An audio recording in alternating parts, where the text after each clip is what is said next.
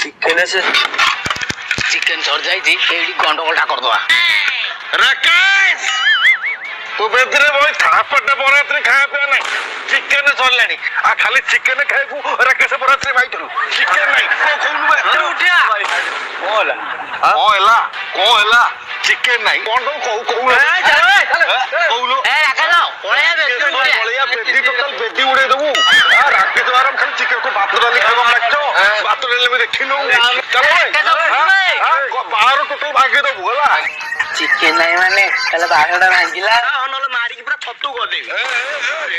ତତେ ବାରମ୍ବାର କହିଲି ଆମେ ଝିଅ ପକ୍ଷ। ବାପା ମୁଁ କହିଲି ଛତୁ ବଡ ଜାତିରେ ଆଇଛନ୍ତି ଛତୁ ଟିକେ ଦେଇ ତାଙ୍କର ଚର୍ଚ୍ଚା କରିବେ। ଛତୁ ଦେଖୁଛୁ ଆମକୁ ଛତୁ ଚିକେନ ନାହିଁ ଚାଲ କଣ ଝଗଡା ହବ କେମିତି?